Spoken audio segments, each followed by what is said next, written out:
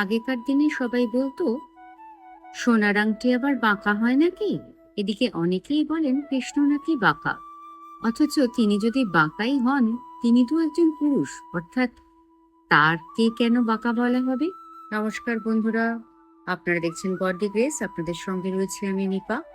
আজকের কাহিনী ভালো লাগলে অবশ্যই একটি লাইক, শেয়ার, কমেন্ট করতে ভুলবেন না এবং তার সাথে সাবস্ক্রাইব করে দেবেন, যাতে এরকম সুন্দর ভিডিও আপনার মিস না হয়ে যায়। তাই জন্য সাবস্ক্রাইব করে পাশে থাকা বেল আইকনটি অন করে অল বাটনটি সিলেক্ট করে রাখুন। কমেন্টে লিখুন জয় শ্রীকৃষ্ণ। তাহলে শোনা যাক আজ বাঁকা কানহার কাহিনী।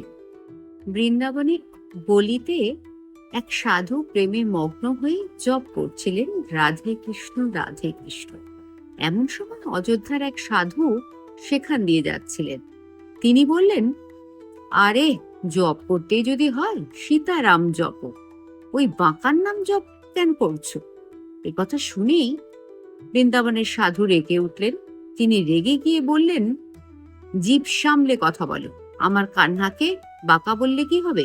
অযোধ্যার সাধু হেসে বললেন, আরে মানো না, নাম বাঁকা কৃষ্ণ, ধাম বাঁকা বৃন্দাবন, কাজও বাঁকা, মাখন চুরি, গোপীদের বস্ত্র নেওয়া, রাসলীলা, আর কখনো সোজা দাঁড়িয়েই থাকতে দেখেছো তাকে? এ কথা শুনে বৃন্দাবনের সাধু অপমানে ভরে গেলেন। সরাসরি ছুটলেন তিনি তার মন্দিরে। লাঠি পুটলি ফেলে দিয়ে বললেন, লালা, অনেক বোকা বানিয়েছ তুমি। আমি তো এখন রামজির শরণে যাচ্ছি। কানহা মৃদু হেসে বললেন, ধীরে ধীরে পেছনে পেছনে এসে, আরে ভাই, কেউ তোমাকে উস্কে দিয়েছে, কিন্তু যাওয়ার আগে একটা কথা বলো, রাম সোজা আর আমি বাঁকা কেন? সাধু সব অভিমান উজাড় করে বললেন, নাম বাঁকা, ধাম বাঁকা, কাজ বাঁকা, তোমার সোজা আছে কি? কৃষ্ণ নীরবে হাসলেন আর একটা কুয়োর মধ্যে নিজের বালতি ফেলে দিলেন। তারপর বললেন, একটা সোজা লোহার রড এনে দাও তো, বালতিটা তুলতে পারি কিনা দেখি। সাধু দণ্ড এনে দিলেন। কৃষ্ণ চেষ্টা করলেন, কিন্তু বালতি উঠল না।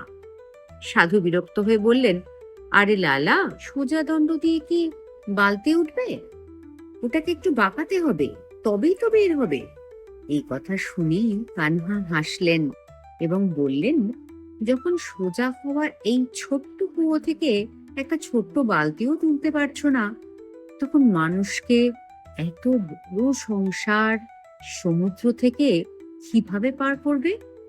আজকের মানুষ পাপ, মোহ আর অহংকারের গভীর কুয়োতে ডুবে আছে।